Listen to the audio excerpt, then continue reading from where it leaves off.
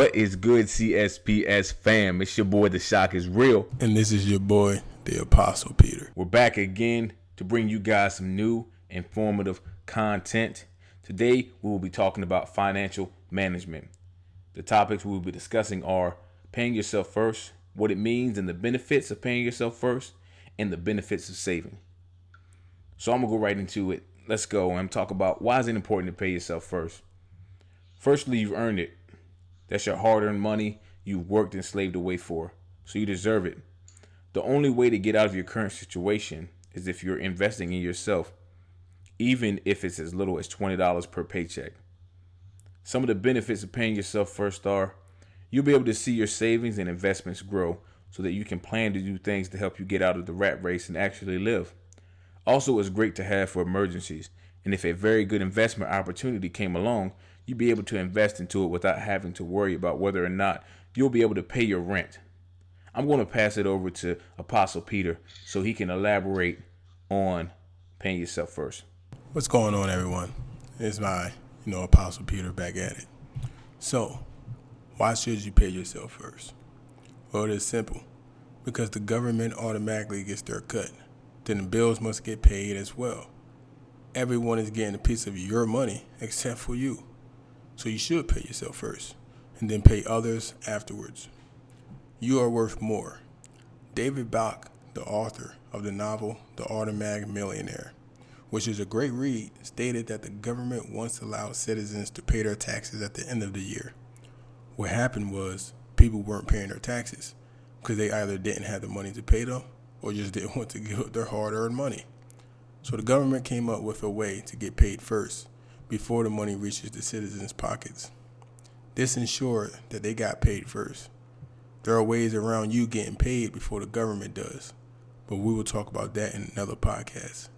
Moral of the story, pay yourself first and then worry about paying others later. Now we'll turn the mic back over to The Shock is Real. Thanks for that. So I'm going to talk about what does it mean to pay yourself first. Pay yourself 1 to 10% of how much your monthly salary is. How do you do this, you might ask? Well, what you do is calculate how much all of your bills combined will cost and subtract that from your total monthly salary. And whatever you have left is what you can pay yourself. Another reason you might not think you can pay yourself first is because you are afraid of not having enough money because you think you don't get paid enough.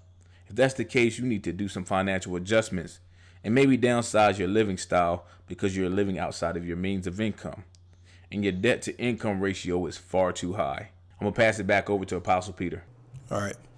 So I'm back. Great job. The Shock is Real in regards to going to the importance of paying yourself first. So I'm going to go ahead and go over the benefits of saving. If you ever heard of compound interest, then you know what is going to come next. According to Investopedia, compound interest is defined as the interest calculated on the initial principal, which also includes all the accumulated interest of previous periods of a deposit. It is amazing how much you can increase your investment just by the interest accrued over a set period. I love that by putting an initial in principal, you can compound the initial investment along with the interest. I love how this works, and it's amazing to see the money grow off of compound interest.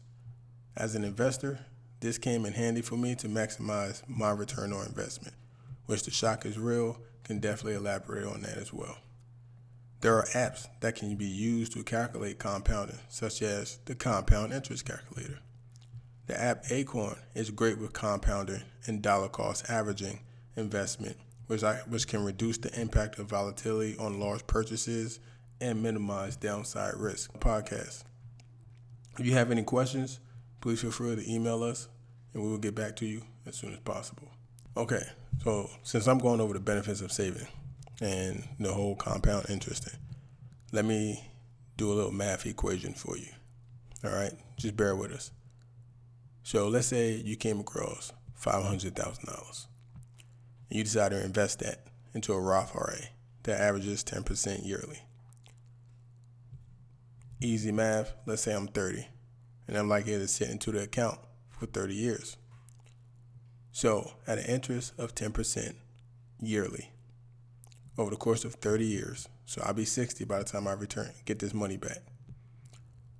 At the age of 60, I will have $8,724,000. Now, let's think about generational wealth. Let's say I decide to keep that into the account and allow my kid to have it for an additional 30 years. Can anybody guess how much you would have? Well, if you got the answer right, then you're right. It would be $152 million and $241,000.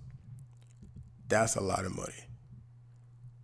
For anyone who has struggled with, funds and trying to gain wealth, this is what the benefits of saving and compound interest can do for you, future generations, and your offsprings. Thank you guys for tuning in. Make sure you guys are constantly striving to pursue success each and every day in your lives. This is The Shock is Real. This is Apostle Peter Signing out.